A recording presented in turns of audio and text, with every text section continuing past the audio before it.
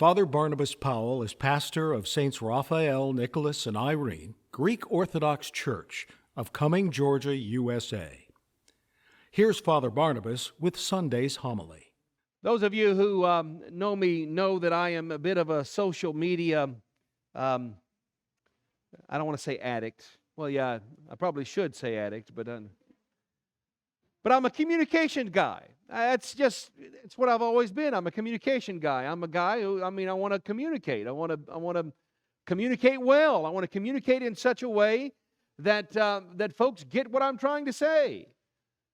And so I get tickled when I see these videos or these memes that go viral. And one of the memes that have gone viral it's kind of a whole series of things, that the way things are made. And how old were you when you figured out that this was what this was used for?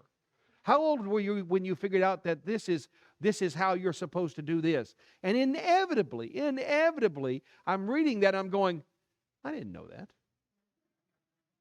I didn't know that was what that was for. You can use that to do that?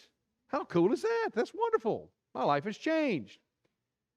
But it's amazing to me that all of us throughout our lives, we have these aha moments where it finally dawns on us what's really going on. And there are little things where that happens, but there are also big things where that happens. And usually those big aha moments are life-disruptive events.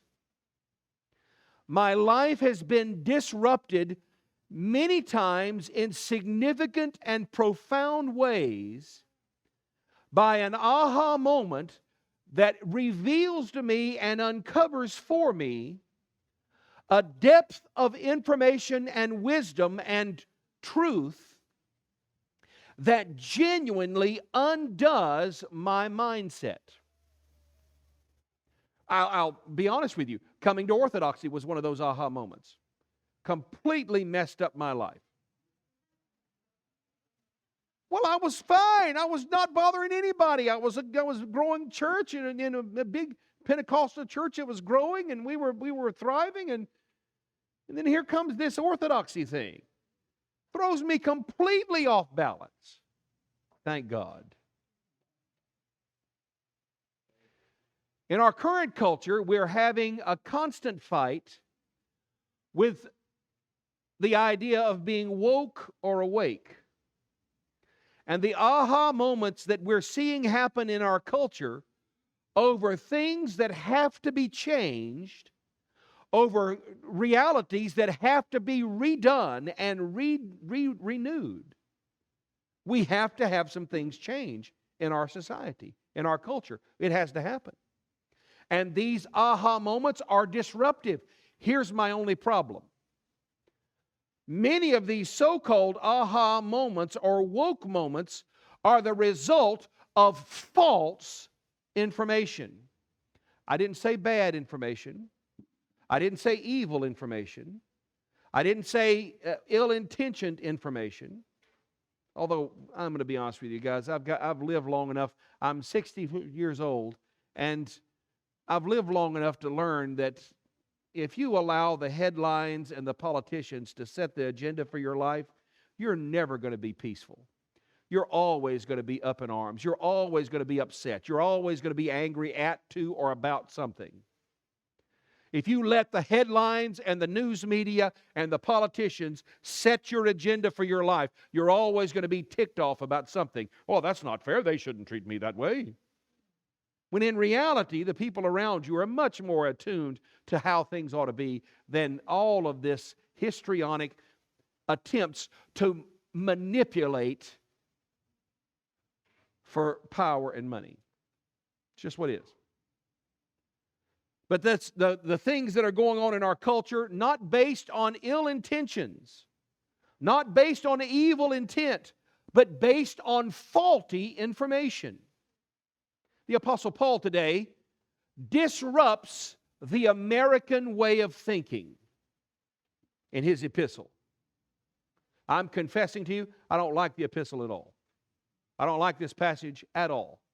I don't like it because it confronts me with a problem in my thinking. And I don't want to change it. I really want to remain the center of the universe. I like being the center of the universe.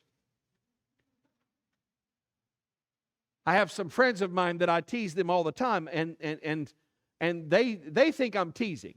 They think I'm kidding. When I tell them, say, guys, whenever you're going to make a decision, whenever you're going to make a choice, whenever you're going to go someplace, ask this one question: how will this affect Father Barnabas? How will this choice, how will this decision, how will this move that you're going to do, or place that you're going to do, how will it affect Father Barnabas? And then I follow up by something more even outlandish. I say, if you will just simply do what I tell you, just do what I tell you, you'll be happier. You'll be happier if you just do what I say. I'll be happier. You'll be happier. Everything's going to be fine. That mindset, folks, they think I'm teasing. But the reality is that's the mindset that has gripped much of our American society. A very individualistic, I need to demand my rights, I need to demand my due, I need to make sure that I protect myself. And the operative phrase in that statement is myself. And the Apostle Paul says today, do not live to please yourself, live to please your neighbor. Well, wait a second, Paul. Haven't you ever heard of the Bill of Rights?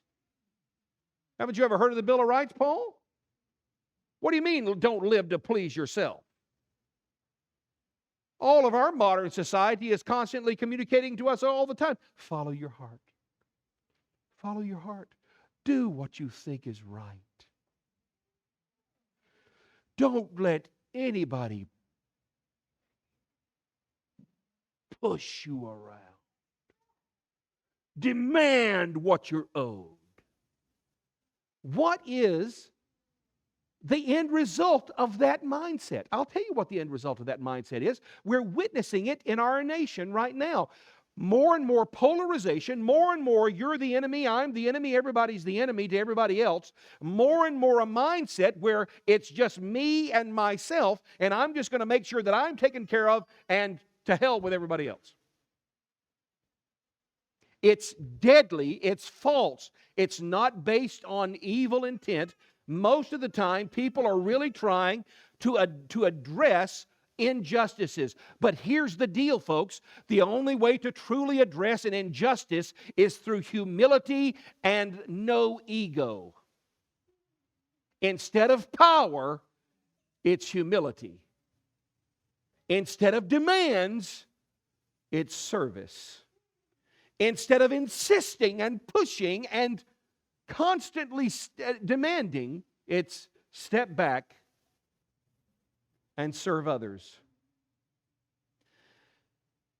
This makes no sense at all. Father, if I follow your advice, if I listen to what the Apostle Paul is saying today, people are going to run all over me. Okay. And that'll be bad. Yes, it will be. You shouldn't be run over. But brothers and sisters, there is something much more profoundly horrible that can befall a human being than to be taken advantage of. That is to step into eternity with a heart hardened and unable to receive the mercy and the grace of God because you've been so egocentric and so self-centered your entire life that your heart has become like cement and nothing can get in unless it makes you happy. That is a deadly and diabolical and damnable situation that you will not recover from.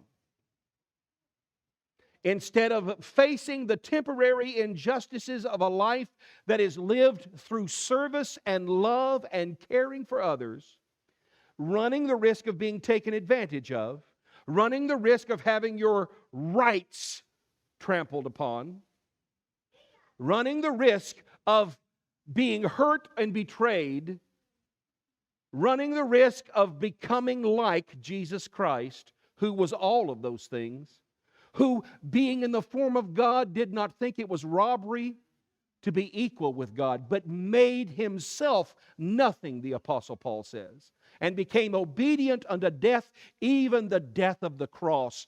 Brothers and sisters, if you want to live a peaceful life, If you want to live a life that is like Jesus Christ, shoulder the mind-changing aha moment that is, it's going to be through service and selflessness, never through demands and egotism.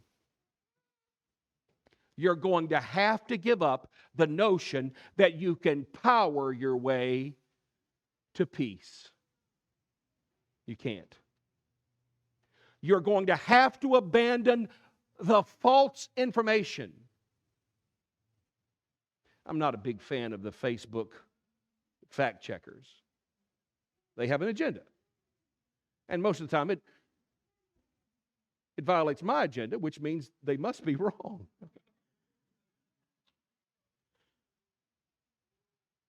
But they're constantly naming things false information. But make no mistake about it, brothers and sisters, this notion that you can power your way to peace, that is false information.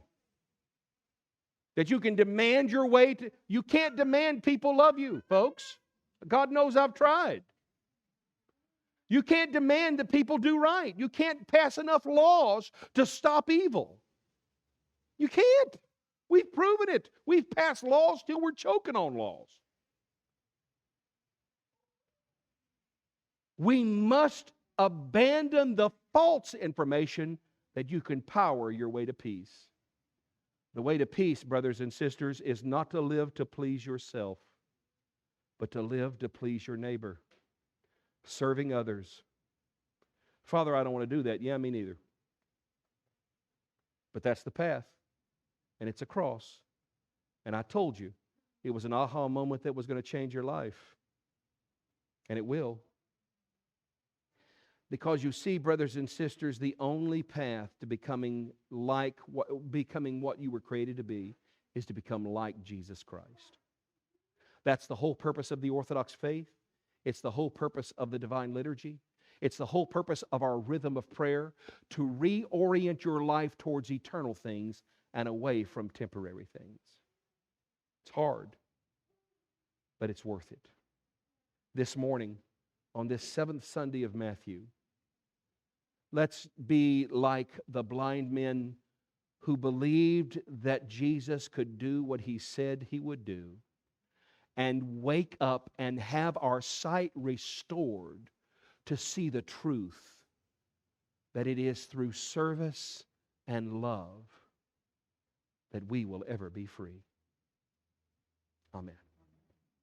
You can follow Father Barnabas on YouTube or on our church website at stsrni.org. Thank you for watching.